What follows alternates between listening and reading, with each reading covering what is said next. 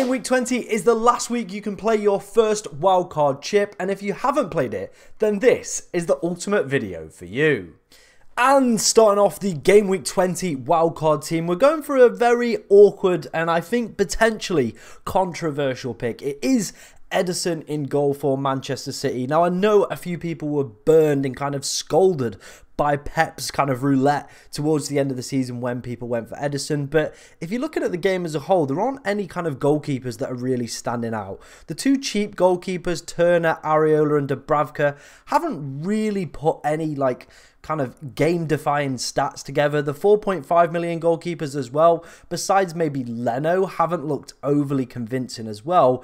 Martinez at 5 million potentially could be an option. There's plenty of good fixtures for Villa, but with some real strong fixtures coming up for Manchester City and a potential double game week that could happen in 21 or 25. I think 25 is more likely, but there were slight breadcrumbs dropped today on the City website with the Brentford game being advertised in between the FA Cup game and their next Premier League game, so it would fit into 21. So, there's slight breadcrumbs, and that's kind of what we've gone with today. But City do have some amazing fixtures as well. Sheffield United, Newcastle, they're not the same team at the moment as they've been.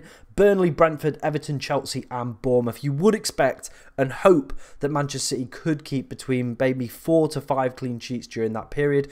Obviously, so far this season, it hasn't quite been good for them, has it? Hasn't been quite good for them? That's not really a word, but we're going to go with it.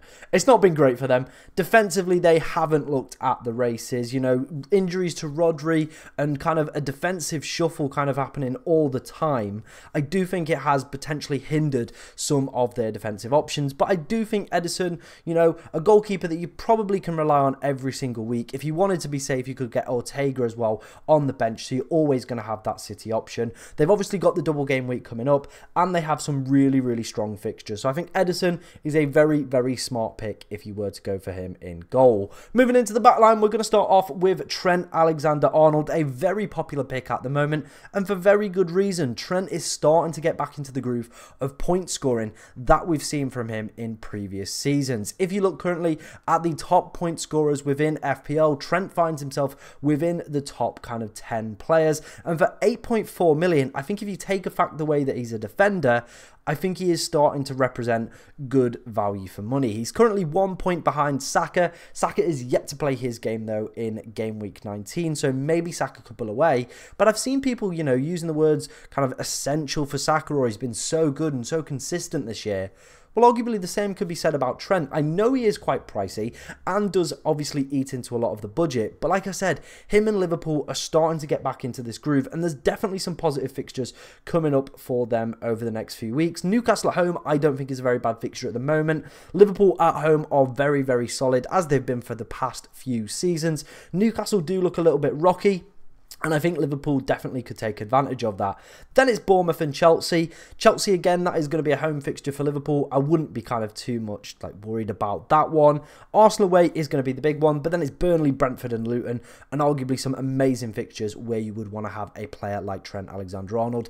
Definitely capable of picking up a double-digit haul, and I don't think you can say that about too many defenders in the game, so that is why he has ended up in our team. Moving on to our next defender, and it's going to be Gabriel. The Arsenal fixture run is absolutely fit, minus the Liverpool game in game week 23. It's Fulham, Crystal Palace, Nottingham Forest, Liverpool, West Ham, Burnley and then Newcastle as well. I think he's just a very solid and easy hold at 5 million. There obviously will be little bits and dabs of rotation, but obviously with, it's quite spread out the game weeks for the next few weeks. European football is not back till late February as well, so I would expect Gabriel to play every single one of these positive fixtures. Fulham away, a great fixture. Obviously, they had their period where they were kind of in their purple patch, winning 5-0 in consecutive games, but I think that kind of has frayed away from their game a little bit. That 3-0 against Bournemouth seemed to kind of end that run to me and kind of solidify that they are definitely a team we should be looking to target against again, so that is why we've gone for Gabriel in the back line.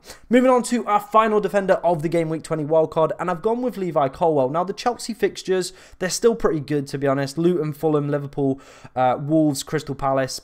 Then it's City and Tottenham, so probably after that point you would be starting to look on maybe potentially move on Levi Colwill. But we've got Konza on the bench as well. Villa have some really smart fixtures as well that kind of rotate similarly to Chelsea's as well. So, you know, Konza is always a great option. Villa at home against Burnley as well. You would probably back them for a clean sheet. Luton away, not the easiest fixture on the calendar. We saw that Newcastle kind of stumbled there over the festive period as well. So if you did want to go for Ezri Konza off the bench, I definitely think that could be an alternative. But for his 4.7 million price, Chelsea aren't the best team, but I think to get the best out of these kind of remaining fixtures during this positive Chelsea run, he probably would be a player that I would be looking at, to be honest. So I think Levi Colwill and Konza are a great kind of cheaper centre-back pairing, and when their fixtures do fall away, there's plenty of other good options between that 4.5 and 4.9 million. One that I do want to shout out that potentially could make his way onto potentially one of these wildcards or future transfer targets videos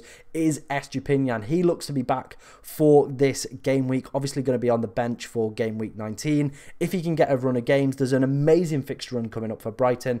I definitely think he could be a player that a lot of us kind of clamber and look towards with very fond memories of last season and the start of this season as well. But let's move on to the midfield. We're going to start off with Bukayo Saka. Very similar to what I said with Gabriel. The fixture run is absolutely phenomenal. Now, Saka is a player that I've not actually owned for a large proportions of this season. I just don't think the points wise that he's been like overly consistent. His data's a little bit shoddy. I think if Salah and Son weren't off to AFCON and the Asia Cup, I don't think Saka would be making it in this team. But with the positive fixtures and this abundance of funds that we will have during these kind of next 5 to 6 game weeks, I think Saka is a player that I would be looking to have on the wild card. Moving on to a man that's kind of the opposite of that, is Jarrod Bowen, a player who's been in immense form. Very happy to have him in my team. Some really, really nice fixtures coming up. And I do feel like Jarrod Bowen is a little bit fixture-proof. He's definitely proven that he can score against top 6 sides as well. Get to play Arsenal in game week 19, so we'll kind of see how that one goes. But I definitely think he's a very solid option that you potentially could be picking up. Sheffield United and Bournemouth, Nottingham Forest and Brentford within the next 6 to 7 game weeks. Brighton as well, not a good defensive side, so I definitely think Bowen could get something out of that game. Very solid pick, plays 90 minutes as well, is an absolute gem, and hopefully might sneak his way back onto penalties. But we'll see what happens with that. We will see what happens with that. But I think he's a very, very sensible pick. Moving on to one that I think is a little bit of a gamble, but we kind of touched on it with Edison, is around the fixtures and the potential double game weeks. It is Philip Foden. Now, I am filming this before any games have taken place on Wednesday night. It's the only time that I can record. So if Phil Foden has an absolute stinker or goes off injured, just ignore me. Ignore what I'm about to say. But I think Phil Foden could be a really popular pick for this kind of next kind of few 5 to 6 game weeks. Some real positive fixtures in there for City. You're looking at the Sheffield United, the Burnley, the Brentford, the Everton, and potentially the Bournemouth as well. I think very similar to like what I said with Saka, if, you know, the likes of Son and Salah were still here, I don't think we would be considering these players. But with them away, it does create this vacuum. We're all going to have a lot of money, and we need to kind of find these players that are going to be able to deliver. And Phil Foden, when he gets a good run in that Manchester City team, I think he is very good. KDB back as well in the fold. I definitely think he could offer himself up as a potential option as well. But I kind of want to see how he gets on in the next few game weeks, what kind of his minutes are and kind of expected kind of points that we could potentially see from him, because he has been off for a long period of time. And I don't think Pep is going to instantly just chuck him back in and rush him back to first team football. I think there's going to be kind of a stagnated approach to his injury and kind of his rehabilitation process within the first team. So I think Foden does make more sense, but if we see like positive performances from KDB, I would be very happy to switch from Foden to KDB. Right, moving on to our next midfielder. It is Cole Palmer. I think he's excellent value for what you're paying for this guy. Absolutely rock bottom price. I mean, he's at 5.6 or 5.7 million now, but even then, still an amazing value. Like we spoke about with Colwill, there's still some really positive fixtures coming up for Chelsea. He is the key man on penalties as well. Obviously served a suspension in game week 19 after picking up 5 yellow cards. So, you know, he's going to have a little bit of a break, should be nice and fresh for game week 20. I expect him to play as well. And like I said, for the money that you're paying, I don't think you're going to find a better value pick this season. Right, let's move on to our final midfielder, and it's going to be a man who's kind of in a real purple patch at the moment. It is Richarlison from Spurs. Obviously, Spurs' fixture run is immense up until game week 32. I spoke about this in multiple videos. They have arguably a really good fixture run where they don't play kind of any of the traditional top 6 sides or the teams kind of competing towards the top end of the table up until game week 32. So very easily long-term hold. Even when Son's back, you could still keep Richarlison for a few weeks if you wanted to go down that route.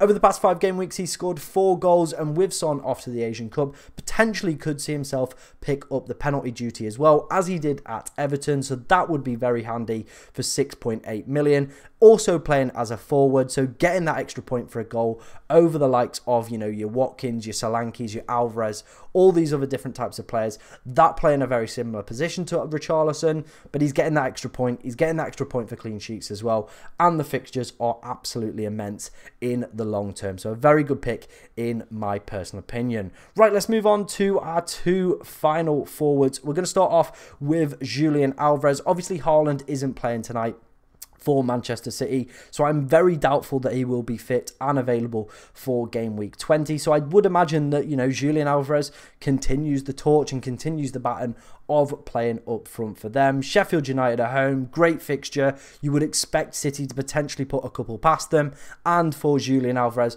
or Philip Foden to potentially be involved in the goals. Obviously, he's been quite a frustrating player to own. I get that. People have held him for a long time and he's not picked up too many attacking returns. But I think with the absence of Haaland, him playing up front, on corners, on free kicks as well, I think it just makes sense. If Haaland's out for a little bit longer as well, I think it makes complete sense.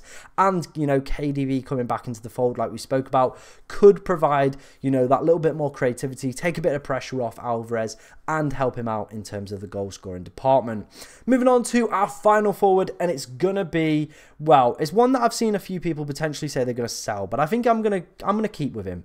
It is Ollie Watkins. Now, the fixtures for Villa coming up are immense. Burnley, Everton, Newcastle, Sheffield United, Manchester United, Fulham and Nottingham Forest. The recent performances haven't quite been there from Watkins, have they? But realistically, who are you going to sell him for?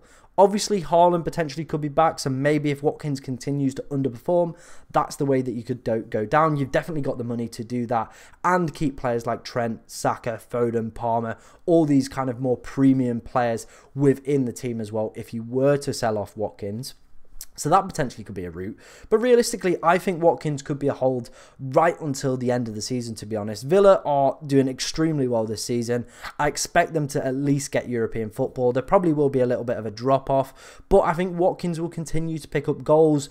I think teams will continue to struggle against Aston Villa as well. So for me, I think Watkins could be a hold till the end of the season. There aren't too many other good quality forward options within the game as well. And if he can claw back penalties, I think that makes him an absolutely amazing asset to have. But let me know what you think of Watkins down in the comments section below. Let's have a run through of the bench before we finish up. Obviously, we've got Areola, just a nice cheap goalkeeper pick. I think he's a little bit more nailed than Turner. Dubravka could be one as well with Pope still out, but I just didn't want to risk it in case Newcastle do go and buy a goalkeeper in the January transfer window. Then we've got Dominic Solanke. The man is absolutely banging goals for fun at the moment, isn't he, ladies and gentlemen? You know, real quality pick. Some good fixtures still coming up for Bournemouth after these next two. So Tottenham and Liverpool, pretty difficult, but then it's West Ham, Nottingham Forest, Fulham, Newcastle. I could very easily see him scoring a few goals in there, and does offer himself up as a great third striker option. On penalties, pretty much plays 90 minutes. I don't think you can go wrong for 7 million for Dominic Solanke. We spoke about Ezri Konsa, and then of course we do have 1 point Charlie Taylor on the bench, a player that I think has just become notorious this season with just picking up that 1 point or potentially getting a haul with an assist or a goal or a clean sheet. It's what Charlie does. It is what he does. That was the Game Week 20 wildcard. Let me know what you think of it down in the comment section below. If you've got any questions about your team, do let me know. Thank you very much for watching today, ladies and gentlemen. If you did enjoy the content, be sure to like, comment and subscribe. And good luck this game week.